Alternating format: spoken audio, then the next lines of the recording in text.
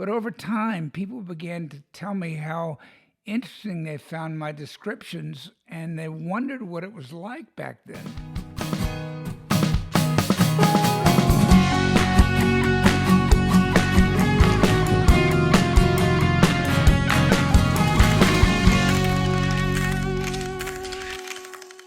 Hi, this is Mike Balaban. Welcome to another episode of BAMMER Tales. Today I thought I'd take you on a journey back to my upbringing and how I ended up moving from an investment banking and China expert career in the 80s, 90s, and 2000s to suddenly becoming accidentally a gay historian.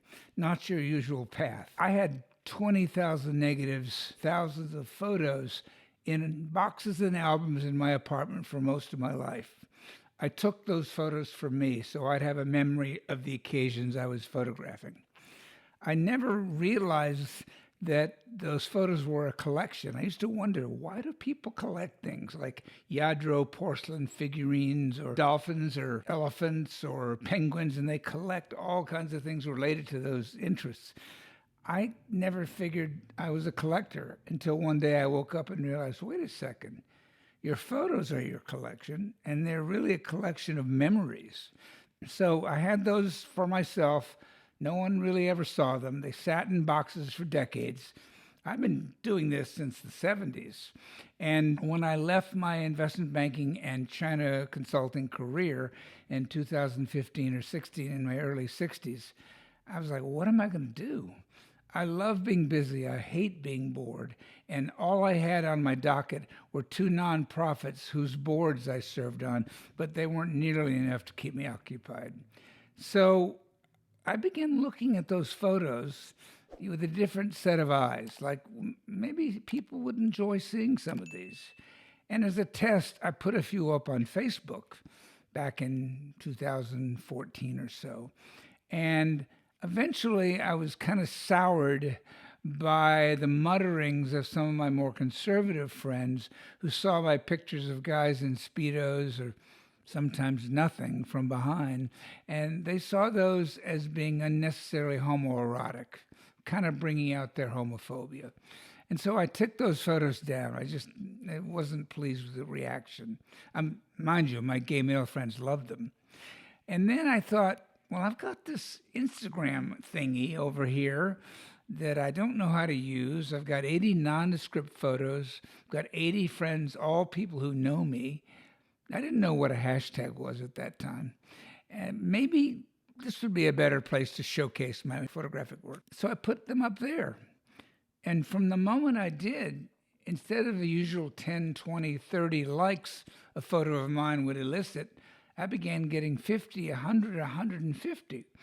And I was like, wow, this is fun. And the endorphin rush that comes from approval by others, prompted me to put up more. And initially, those photos only were accompanied by a 2 or 3 line caption. This is Mike with so-and-so and so-and-so in this location for this occasion, period.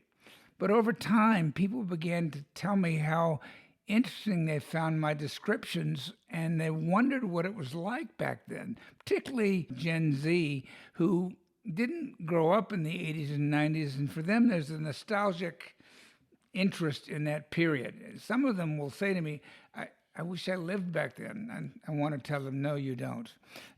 Forgetting about AIDS and other struggles we as a community faced. But in any event, it was fun to be educating some of these young people.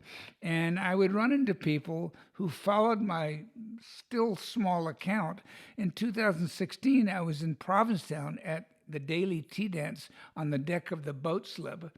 And somebody came up to me and said, oh my God, I follow you on Instagram. Would you mind taking a photo with me and my partner? I said, be glad to.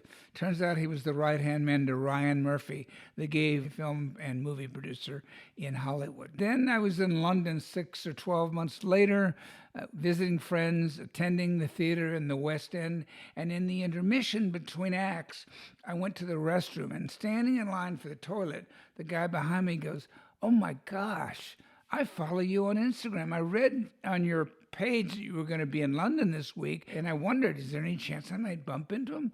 Lo and behold, here you are. Wow, this is amazing. So from that, I began hosting a series of BAMMER meetups when I would go to cities like London, so that anybody who wanted to meet me and who follows me regularly would have the opportunity to, and also to discuss gay history with others like themselves who shared an interest in it. So that's how I found myself with about 2,000 followers within the first year. And that's a small number, really, but still enough that I would get people coming up to me out of nowhere saying, I know you.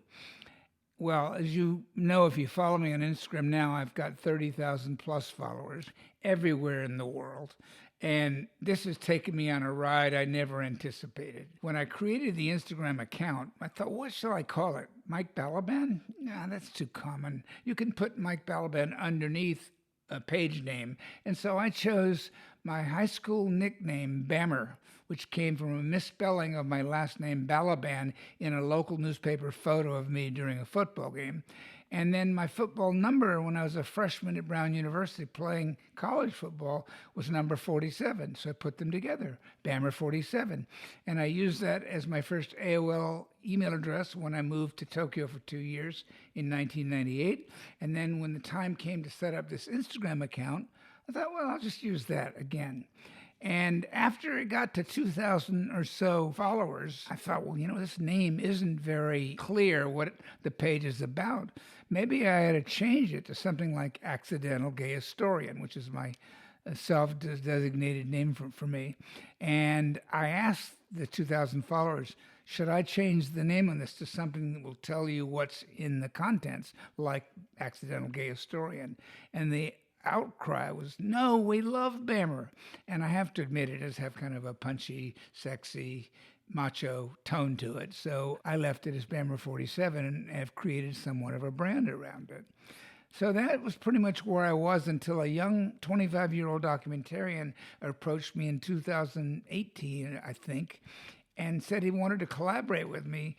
He loved my material and he wondered if I would be open to it. Well, what do you have in mind?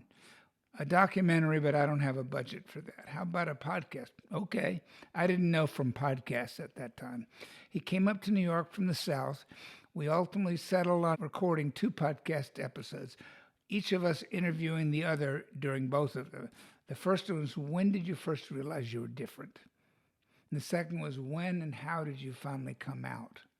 And those got a lot of attention, but unfortunately, Caleb had to return to a new job he'd picked up where he had a lot of responsibility building the video department from scratch in a large Atlanta advertising firm. So I was left to my own devices, but I thought, I kind of like this podcast thing. I'm going to take the name that he designated for him and me, which was BAMMER and me, and I'm going to use that even though it's just me interviewing someone else. And that's what I've done over the last 5-6 years. I have about 40 podcast interviews with some amazing people. If you want to hear about people that have lived full lives, from a trans woman in Ecuador, Somalian Civil War refugee who settled in the United States, Kyrgyzstani guy who got chased out of his country because he was openly gay and threats came to his life, but he moved outside and now he's a mountain climber, bringing the first ever queer mountain climbing group to achieve this feat of climbing the world's 7 tallest continental mountains. I can go on and on. I mean, there's some 101-year-old American World War II pilot and navigator who's a friend of mine now. A lot of these actually become my friends. So 40 podcasts, and then I found a friend who partnered with me in creating a website called BAMMER.co, www.BAMMER.co, which was a place we thought would become a gay Facebook with stories from people's lives. Didn't happen. Facebook had taken that space already. Nobody wanted to have to use a password to get into our private page. So we got rid of the private page, and now it's just a public website with stories submitted by 200 people around the world from their queer lives.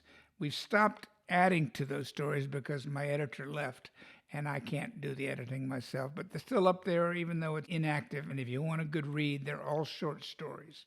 And then finally, using the editor who helped me with my podcasts, I've expanded and now have 3 editors, one in London and one in Asia and one in LA. and we created a YouTube channel where every other week I do this, a 10-minute or so video from my life, either a BAMMER tale, stories that happened to me, or a BAMMER talk, issues of importance to LGBTQ, particularly gay men at this point in time. And here we are. I never thought I'd be doing this. It's wonderful. It's very time consuming. I also, in the last year, found myself taking those negatives that were in boxes and taking about 200 of them and scanning them to JPEG. And I had my first photographic exhibit at a gallery, an LGBTQ gallery in San Diego last October, and my second exhibit this year in October in Palm Springs. And next, I hope to make it to New York. So my two big goals for the rest of this year and early next year, I have nowhere to feature my photos so people can see what is available for sale.